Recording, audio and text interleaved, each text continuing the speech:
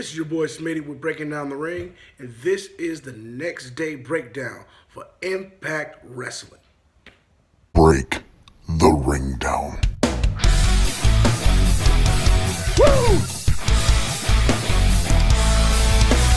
You don't know what hard times are, Daddy.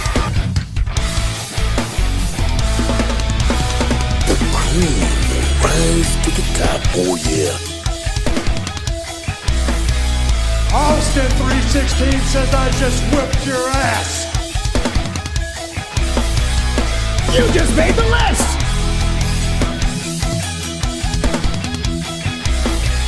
This right here is a family.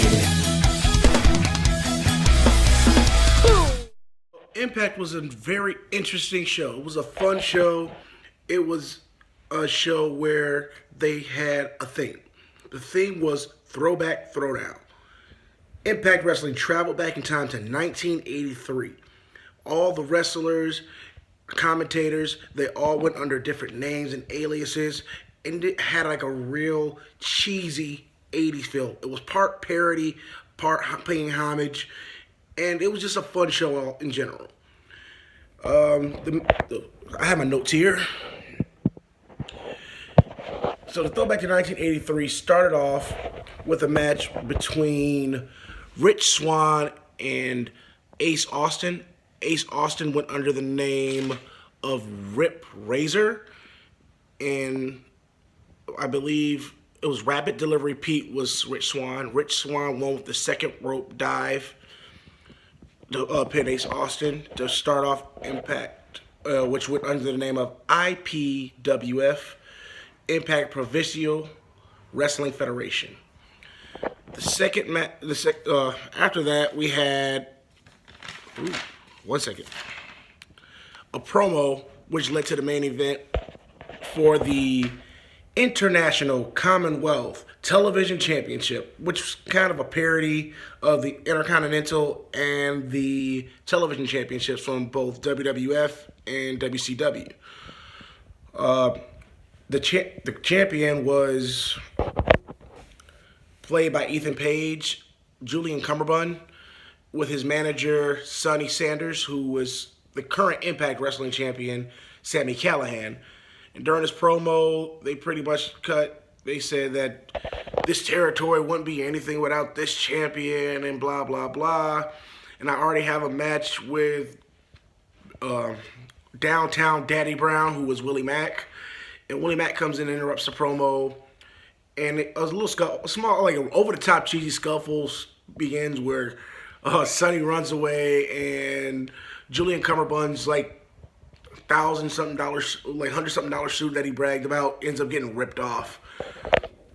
And they not only was the match a loser leaves town match, now this match is for the International Commonwealth Television title.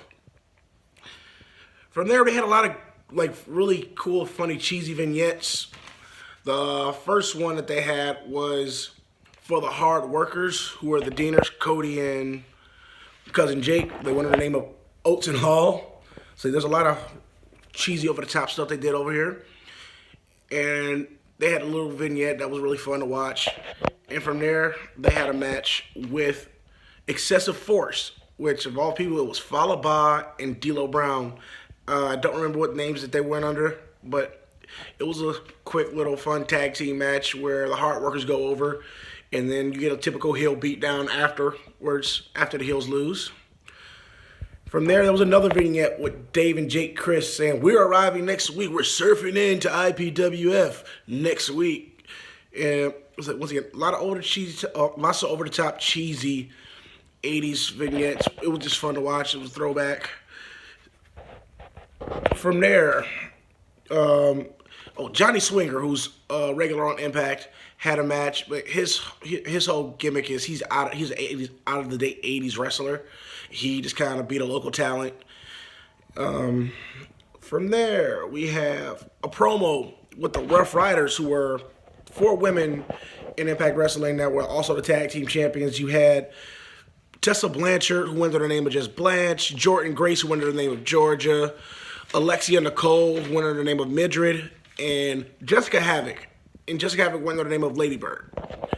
They cut a promo with a lot of sensual innuendos at the name of the Rough Riders, and they promoted the match. They had an 8-person tag match.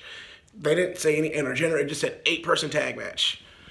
So that happened after that, and then I believe there was another vignette from there. Ooh, bullet points. Breakdown. Here it is.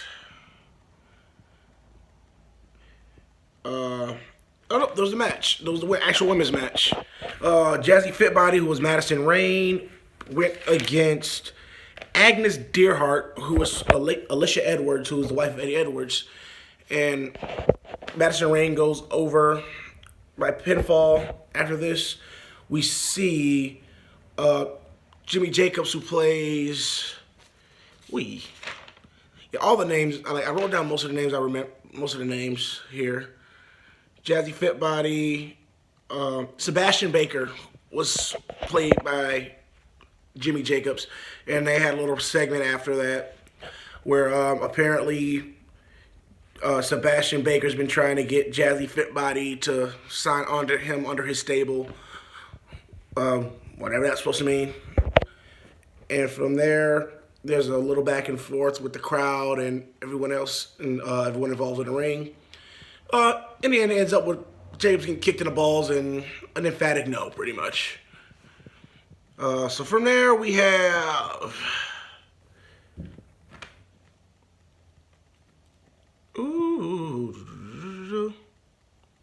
the actual 8-person tag match.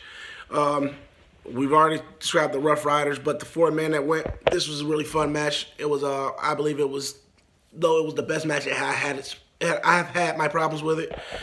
You had Josh Alexander, half of the Impact Tag Team Champions, as Tim Burr, who was a lumberjack character. You had the Rascals, and they all had like really gimmicky characters with names that played off of it. Zachary Wentz was Ray Strack. You had Desmond Xavier as Jim Nasium, and Trey Miguel was Bill Ding, and he was a construction worker. It was a fun match. The women went over. The Rough Riders went over. And from there, you had a promo from Rhino, who was pretty much had the whole "I'm coming soon" promo as a butcher character, and his name was. So to have like 3 things in the notes here. Frank the Butcher. And that promo happened after that.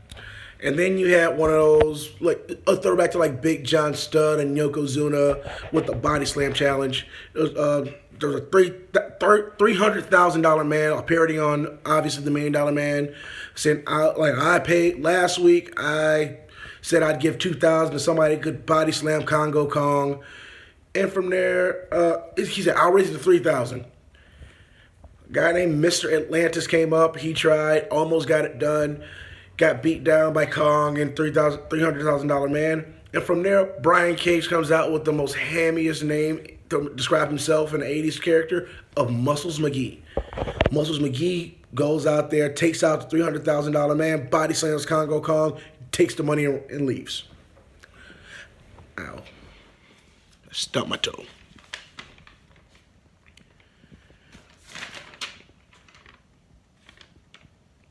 Okay. Oh. Tommy Dreamer then cuts a really cheesy promo as himself, as if he were in the 80s.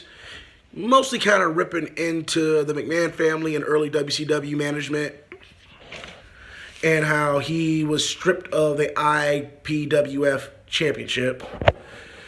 It was funny, but you kind of saw the little digs and rips he did into other promotions of the 80s, the big promotions of the 80s. Then there was a 2-part segment between Captain Joystick, Miss Mile High, and DJ Too Large, who were played by Joey Ryan, Kiera Hogan, and Moose. There was a full-played match from last week where DJ Too Large beat Captain Joystick. And then they had kind of like a Piper's Pit kind of segment with Joey Ryan called The Cockpit, where he invites DJ Too Large. They have a little exchange, and it ends up with pretty much Too Large kind of just knocking over the set or whatever, and just taking Ms. Mile High, and they just walk off. And Captain Joystick just left pissed. There was another segment that said from a month ago, and this leads into the next match where they have a whole fireball gimmick.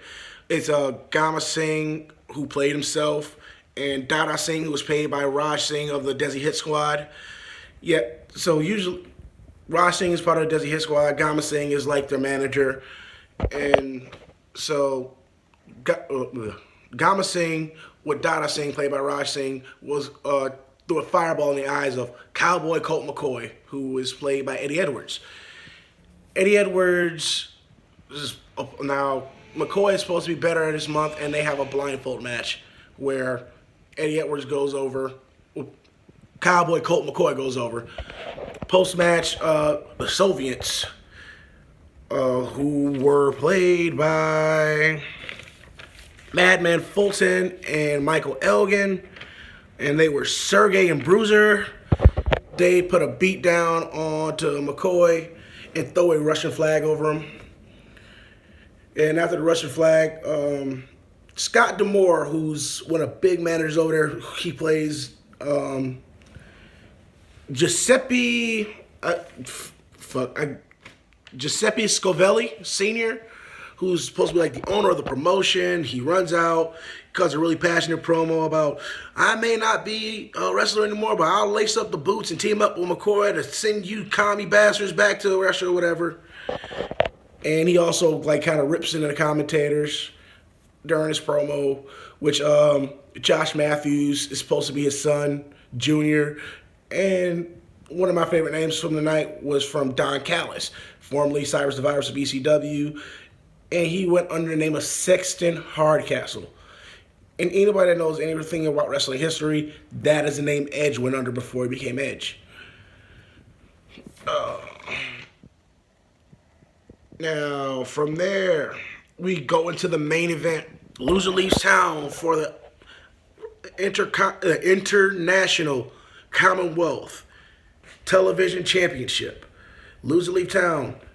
Julian Cumberbund with Sonny Sanders versus Downtown Daddy Brown. Downtown Daddy Brown goes over. The rest of the locker room comes out, and they celebrate. And that's pretty much the end of the show. I believe this was like the second best match of the show. Little bit of problems I had. Like, I understand it. Like, only biggest problem I had is I get it was a throwback show. It's supposed to be a special show.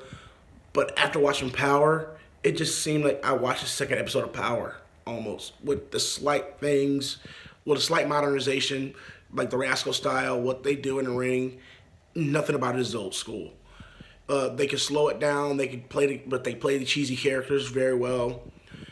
And nothing's perfect in this industry. The rating I would have to give it this episode of Impact, it was really good, really fun. But it was kind of a throwaway show. So I had to give it a 6.5 out of 10. So that's my review of Impact, and I'm out.